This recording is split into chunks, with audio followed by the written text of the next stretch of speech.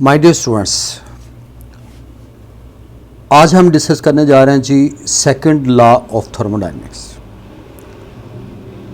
पहले नंबर पे तो ये स्टूडेंट्स मैं ये बताऊंगा कि what is difference between first law of thermodynamics and second law of thermodynamics. First law of thermodynamics में स्टूडेंट्स हम ये कहते हैं कि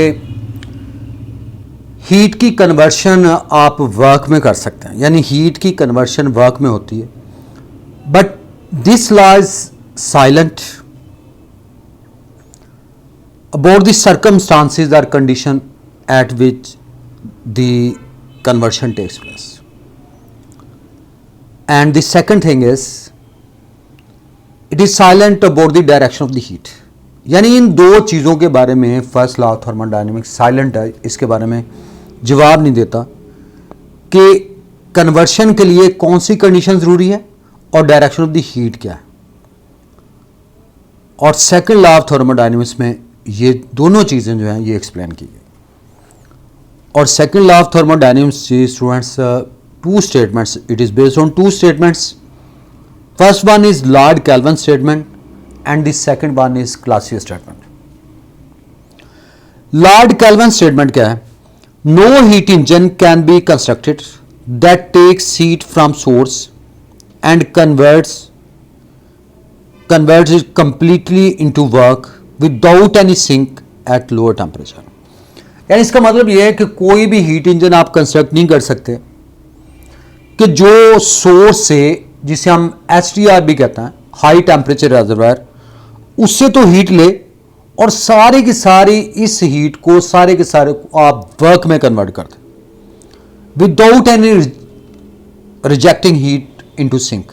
यानी सिंक में हीट ना रिजेक्ट करे, सारी की सारी हीट सोर्स से ले और उसको फुली कन्वर्ट कर दे वर्क में, तो स्टूडेंट्स इट इज़ इम्पॉसिबल। तो ऐसा हीट इंजन जो है वो कंस्ट्रक्ट नहीं हो सकता। इसे हम लॉर्ड कैल्विन स्टेटमेंट कहते हैं। तो यहाँ से इसकी बिग एग्जांपल में आप ये कहते हैं कि जैसे ओशन है स्टूडेंट्स, ओशन जो है it carries huge amount of energy, बहुत ज़्यादा एनर्जी जो है वो कैरी करता है, लेकिन ये एक सिंगल रिजर्वायर और इसकी कन्वर्शन जो है वो हीट में नहीं हो सकती क्योंकि कोल्ड रिजर्वायर नहीं। तो इसलिए आप ये कहते हैं कि किसी भी हीट की कन्वर्शन के लिए ज़रूरी है कि there must be two bodies, one is the hot body HTR and the other one is cold body that is LTR। A part of that is converted into work and the remaining portion of that heat is rejected into sink, and that is about Lord Kelvin statement. इसे हम students Lord Kelvin statement कहते हैं। Next में आते हैं Clausius statement. Second one is Clausius statement.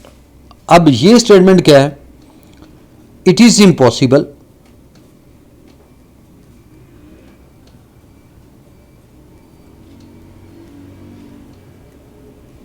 Impossible to make the heat to flow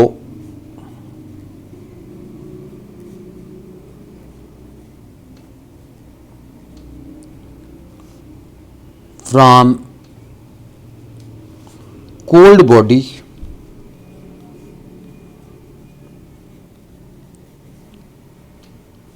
to hot body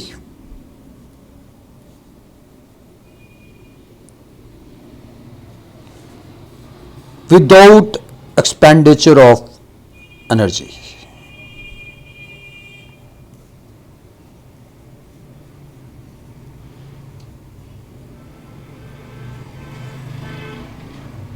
Without expenditure of energy, that is the classic statement। Look at again here, it is impossible, ये नामुमकिन है students, to make the heat to flow, heat को flow करवाना कहाँ से?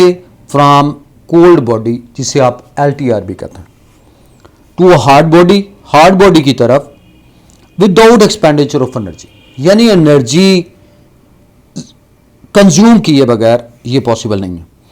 जैसे इसकी big example students refrigerator है। आपने देखा होगा रेफ्रिजरेटर के इंटीरियर का जो टेम्परेचर है ये स्टूडेंट्स कम होता है और जो सराउंडिंग का टेम्परेचर है वो ज़्यादा होता है। तो यहाँ से हीट को एक्सपेल किया जाता है from cold body to hot body, लेकिन 1 माह बाद स्टूडेंट्स बिजली का बिल भी आता है। यानी with the expenditure of energy तो पॉसिबल है, लेकिन without expenditure of energy it is impossible. So students, that's about the second law of thermodynamics. Thank you students.